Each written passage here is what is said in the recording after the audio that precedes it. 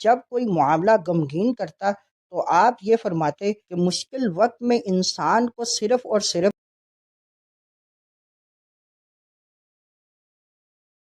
بسم اللہ الرحمن الرحیم۔ آج کی حدیث مبارک مشکل وقت کی دعا، جامع ترمذی، حدیث نمبر 3524۔ حضرت انس رضی اللہ تعالیٰ عنہ کہتے ہیں کہ رسول کریم صلی اللہ علیہ وآلہ وسلم کو جب کوئی معاملہ غمگین کرتا تو آپ یہ فرماتے، یا حیو یا قیوم برحمتی کا استغیثو، یعنی اے زندہ، اے قائم رکھنے والے، میں تیری رحمت کے ذریعے فریاد رسی چاہتا ہوں۔ اس حدیث مبارک سے ہمیں یہ سبق ملتا ہے کہ مشکل وقت میں انسان کو صرف اور صرف اللہ تعالیٰ کی طرف رجوع کرنا چاہیے۔ اللہ کے صفاتی ناموں کے ساتھ دعا کرنا قبولیت کا ذریعہ اور رحمت الہی کو جذب کرنے کا بہترین طریقہ ہے۔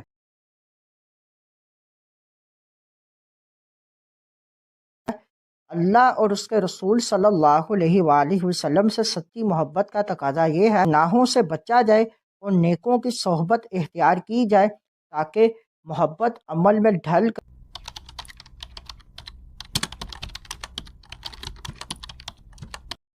بسم اللہ الرحمن الرحیم۔ آج کی حدیث مبارک صالحین سے محبت کا انعام، مسند احمد، حدیث نمبر 21379، سنن ابی داؤد، حدیث نمبر 5126۔ حضرت ابو ذر جندب غفاری رضی اللہ تعالیٰ عنہ نے بیان کیا، میں نے عرض کی، یا رسول اللہ صلی اللہ علیہ وآلہ وسلم، آدمی کسی قوم یا جماعت سے محبت کرتا ہو اور ان جیسے اعمال نہ کر سکے، یعنی اس کے بارے میں آپ کیا فرماتے ہیں؟ رسول اللہ صلی اللہ علیہ وآلہ وسلم نے فرمایا، ابو ذر، تم دنیا میں جس سے محبت کرو گے آخرت میں اسی کے ساتھ ہوگے۔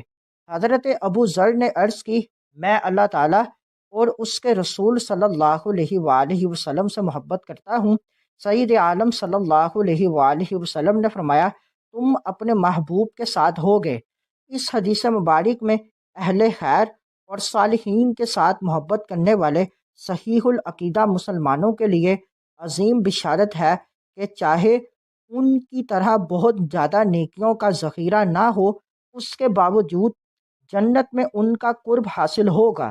اللہ تعالیٰ اور اس کے رسول صلی اللہ علیہ وآلہ وسلم کے ساتھ محبت کا یہ تقاضا ہے کہ ان کی فرما برداری کی جائے اور شریعت کے آداب کو اپنایا جائے، اس لیے کہ محب اپنے محبوب کا فرما بردار ہوتا ہے۔ اس حدیث مبارک سے یہ سبق سیکھنے کو ملتا ہے، اللہ اور اس کے رسول صلی اللہ علیہ وآلہ وسلم سے سچی محبت کا تقاضا یہ ہے کہ زندگی کے ہر پہلو میں ان کی اطاعت کی جائے، گناہوں سے بچا جائے اور نیکوں کی صحبت اختیار کی جائے تاکہ محبت عمل میں ڈھل کر ہمیں دنیا اور آخرت میں کامیاب کرے۔